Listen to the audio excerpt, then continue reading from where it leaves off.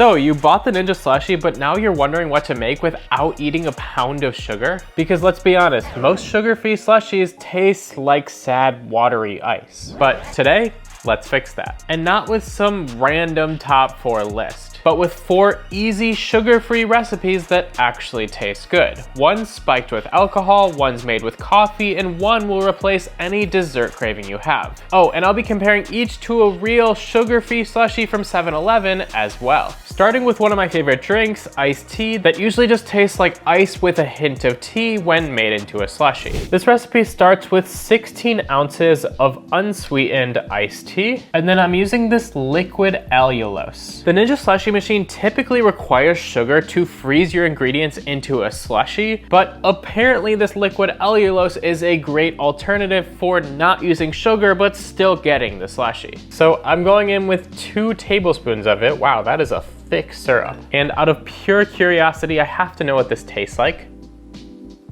It kind of tastes like a little bit of a fake maple syrup, I guess is the best way to put it. I'm gonna quickly mix together those 2 ingredients here. They're the only 2 ingredients for our recipe. And then I'll get this poured into the top of the slushie machine. And I am just gonna run this on the slush setting, and I'll let you guys know when it's ready. It's about 30 minutes later. Let's take a look. First off, the dispensing, and that is looking pretty thick. Definitely as thick as a slushie. So that liquid allulose is definitely doing what it's supposed to do. And now for our baseline first, I've got this sugar-free dragon fruit slushie from 7-Eleven. Let's see how this one tastes.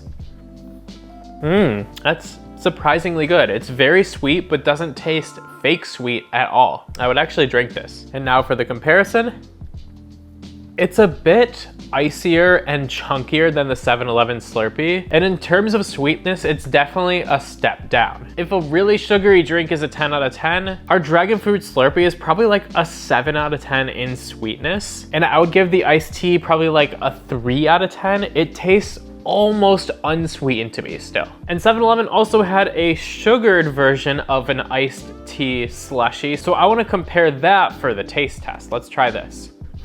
Significantly sweeter, I would say almost too sweet. But when I put them side by side, honestly, going back to the one we made, it does kind of just taste like watery ice with a hint of tea. So overall, I'm gonna give it a 6 out of 10. But what about an alcoholic slushie for a hot Saturday afternoon? This recipe starts with our sugar-free margarita mix, which I am using 1 2/3 cup of. 1 cup plus 2 additional tablespoons of water, a 1/4 cup of tequila, and once again 3 tablespoons of our liquid allulose. Give it a quick mix once again. Into the slushie it goes, and it smells like a margarita already, which is kind of crazy. And since this one is obviously spiked, we're using spiked slush, and we'll be back when it's ready. And 30 minutes later, it is time to dispense. I am super curious to see if this one tastes like some sugar-free syrup or actually like a margarita. So let's taste test.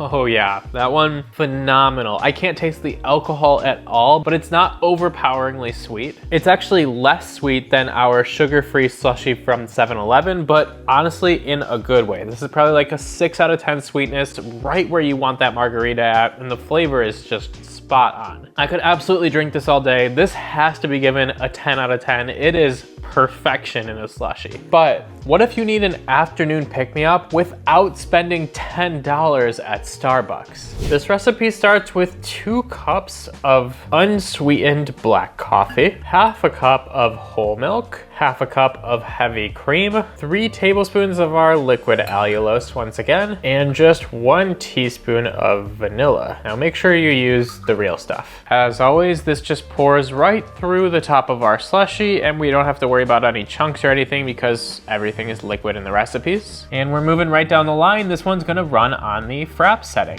Let's check it out when it's ready. And let's dispense. We're getting great consistency out of our slushies today, which is definitely surprising with 0 sugar, because that's something they claim is that you kind of have to use sugar. And for the taste test, okay, that's not bad. I'm not much of a coffee drinker, but when I do get coffee, I add a ton of cream and a ton of sugar to it because I don't want the coffee flavor at all. This has a decent amount of coffee flavor, but I don't find it to the point where it tastes bitter, and in fact, it's actually quite sweet. So if I was gonna drink coffee, this is definitely the way I would want to drink it. If you like pure black coffee that's not sweetened or creamed at all, you probably will not like this. But if you do add cream or sugar, you're definitely gonna like this. I'm gonna give this one an 8 out of 10. And finally, we need a dessert slushie that feels like a sweet treat, but without the sugar guilt. Now, if you have the ingredients for our coffee frappe that we just made, you also have the ingredients for the milkshake because they're pretty similar. It starts with 2.5 cups of whole milk, a half a cup of heavy cream again, once again 3 tablespoons of our liquid allulose. I went through like a whole bottle of this today. And more vanilla this time to get that vanilla milkshake flavor, a whole tablespoon of it. Give that one a good mix, and let's get that poured in. And moving down the line for the last time, we are doing the milkshake this time.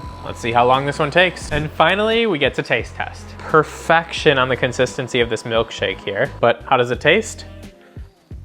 It tastes to me like a vanilla milkshake where they accidentally forgot to put the sugar in, honestly. The flavor is almost where you want it to be, but I think this definitely needs sugar. And if you're gonna go as far as drinking a vanilla milkshake, you might as well add a little bit of sugar so that it tastes even better. So overall flavor on this, I'm gonna have to give it a 5 out of 10. It's all right, I'd probably drink it, but I wouldn't make it again. And I'd definitely rather have a Wendy's Frosty. By the way, I also have an ultimate recipe guide for the Ninja Creamy, and if you wanna check out those recipes, they are in this video right here.